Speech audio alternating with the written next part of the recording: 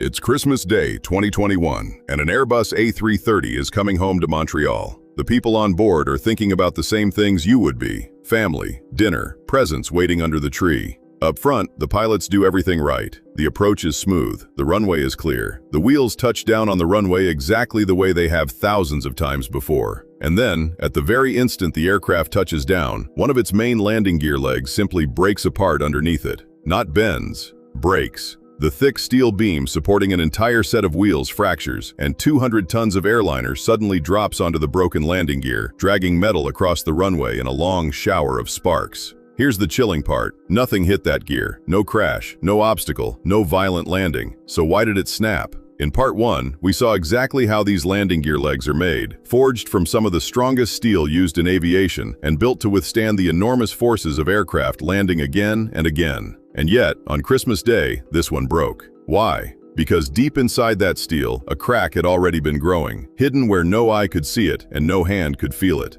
But that only raises another question. How does a crack even begin inside steel this strong, grow completely out of sight, and eventually become powerful enough to bring a giant airliner to its knees? Because to understand the crack, you first have to understand what that leg is fighting every single time a plane lands, and it is fighting far more than just weight. Think about what really happens at touchdown. The full weight of the aircraft comes down through the landing gear and onto those legs. But that force doesn't stop there. It has to travel up through the leg and into the structure of the aircraft without tearing anything loose. So each leg connects to the aircraft through massive anchor points built into some of its strongest structure. When the wheels hit the runway, the force travels up the leg, through those anchor points, and spreads into the surrounding structure instead of being concentrated in one small spot. Think of the difference between pushing against a wall with one finger and pushing against it with your entire hand. Spreading the force over a larger area makes an enormous load much easier to carry. That's how the aircraft can absorb the enormous force of a landing without the landing gear simply punching through the structure above it.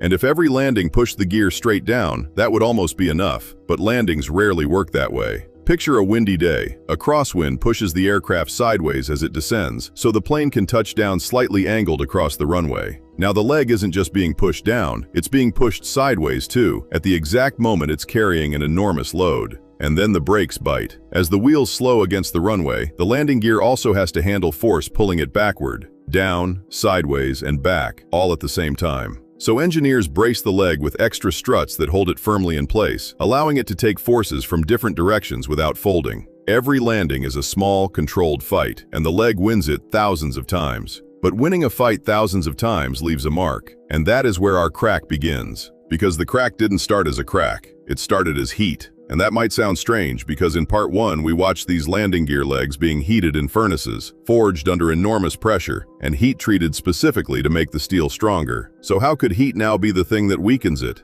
The difference is control. In the factory, the entire piece is heated and cooled at carefully controlled temperatures for carefully controlled amounts of time, specifically to give the steel the strength it needs. But what happened inside this landing gear was completely different. Deep inside that Montreal landing gear sat a bearing, a small ring of metal that lets one heavy part move smoothly against another, the way the little wheel on a shopping trolley spins freely around its axle. Days before Christmas, while the aircraft was moving on the ground, one of those bearings seized, meaning it stopped turning the way it was supposed to. And when metal that's meant to glide suddenly starts grinding instead, friction creates heat, just like your palms warming up when you rub them together quickly. But unlike the carefully controlled heat inside the factory, this heat was concentrated in one small area. That small patch became so hot that the steel itself began to change, leaving one weak spot in metal that had once been incredibly strong. And a weak spot in a landing gear can eventually become the place where a crack begins. Because from that little burned patch, tiny cracks began to grow. Not all at once, a hair deeper with each landing. Every touchdown drove the full weight of the aircraft through that beam, and every time, the crack crept a fraction further into the steel, silent, sealed inside, showing nothing at all on the surface. Investigators later found it had spread through most of the beam before the aircraft ever reached Montreal. The landing gear was living on borrowed time, and nobody knew it. Then came Christmas Day, and the borrowed time ran out. The wheels touched, the weight pressed down through that beam one last time, and the crack, already run almost the whole way through, finished the journey in a fraction of a second. The Transportation Safety Board of Canada, the agency that investigates every aircraft accident on Canadian soil, took the broken gear apart piece by piece and traced the whole thing back to that single overheated bearing. And afterward, the aircraft's manufacturer, Airbus, changed its maintenance instructions, so this exact hidden damage would be searched for before it could ever hide again. But that raises a question that became a serious challenge for engineers. If a crack can grow deep inside solid steel, hidden where no eye can reach, how on earth do you find it before it finally fails during a landing? And before we get to the answer, if you've enjoyed the video or learned something new so far, please subscribe and share it with anyone you know who loves aviation. Small creators like me depend on your support, and it genuinely helps. Thank you. And the answer is one of my favorite tricks in all of engineering. The first method is surprisingly simple. Technicians coat the whole part in a special fluorescent liquid, a thin dye that seeps into every tiny crack, even ones too small for the human eye to see. Then they wipe the surface completely clean until it looks bare again. But the dye that seeped into those tiny cracks stays trapped inside them, so they kill the lights and sweep an ultraviolet lamp across the steel. And in the dark, every crack that was invisible a second ago suddenly glows, appearing as a bright line against the dark metal, showing the technicians exactly where the crack is hiding.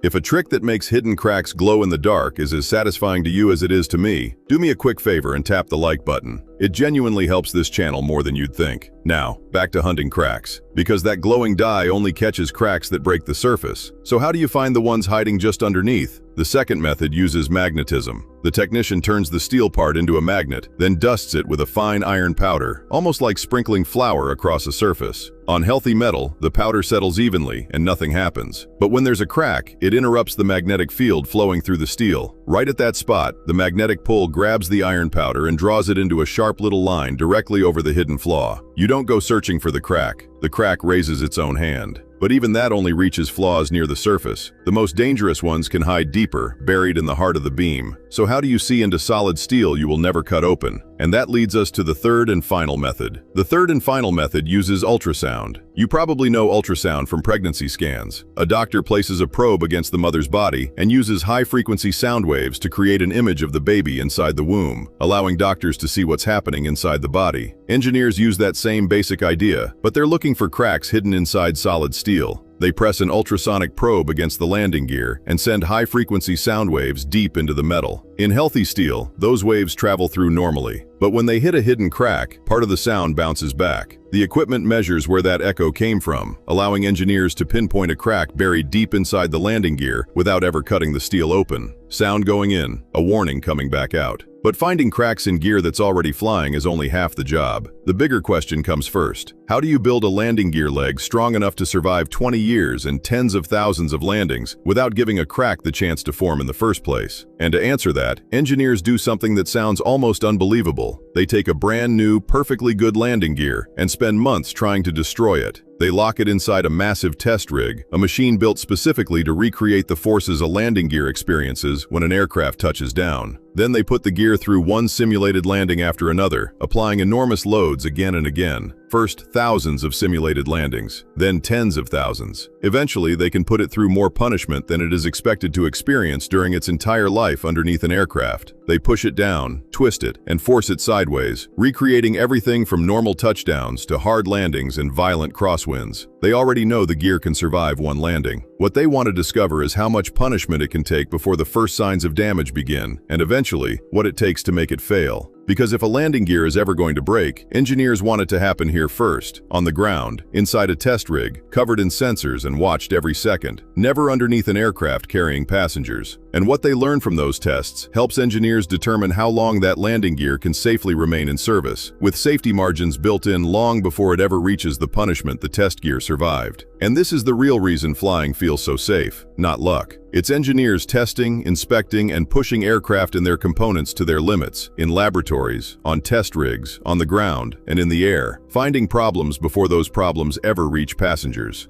This is the kind of hidden engineering that has made modern flying safer from takeoff to landing. If this put a smile on your face, take a second to hype and comment on this video. It genuinely means the world to a small channel like mine. Now let me show you the day every one of those protections failed at once. Because it starts with something almost too small to notice, a thin strip of metal lying on the runway. It's the 25th of July, 2000, at Charles de Gaulle Airport in Paris. A Concorde is thundering down the runway for takeoff. The needle-nosed, supersonic jet that carried the wealthy across the Atlantic at twice the speed of sound. On board are 100 people bound for a holiday. What nobody knows is that minutes earlier, another aircraft rolled down that same runway and dropped a small piece of metal from its engine. A slender, titanium strip, no longer than a ruler, now lying directly in the Concorde's path. And the timing could not have been crueler. At almost the exact instant the Concorde reached the speed where it was already too fast to safely stop, one of its tires ran straight over that strip. The metal sliced the tire open, and the tire, spinning at enormous speed, burst apart.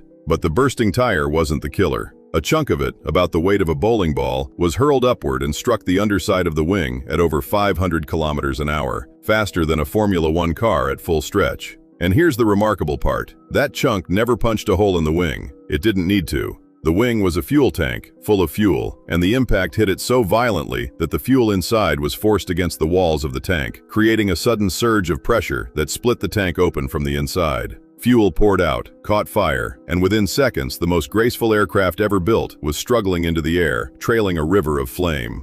It never had a chance. With an engine failing and the wing on fire, the Concorde could neither climb away nor turn back. It came down moments later. All 109 people on board died, along with 4 more on the ground. The fastest passenger jet ever flown, a machine that had carried people for decades without a single death, was brought down not by its engines and not by its speed, but by a burst tire and a strip of metal a careless moment had left behind. Where were you when you first heard about the Concorde crash? Tell me in the comments. But here is what I really need you to understand, because it's the whole point of these 2 videos. That disaster did not end the story of landing gear, it rewrote it. Investigators in France pulled the wreckage apart, and the industry answered every weakness they found. The fuel tanks most at risk were reinforced with Kevlar, the same material used in bulletproof vests, to give them better protection if debris ever struck the wing again. The tires were redesigned so that if one burst, it would be less likely to throw large, heavy pieces of rubber into the wing. Even the electrical wires running through the landing gear bay were given additional protection.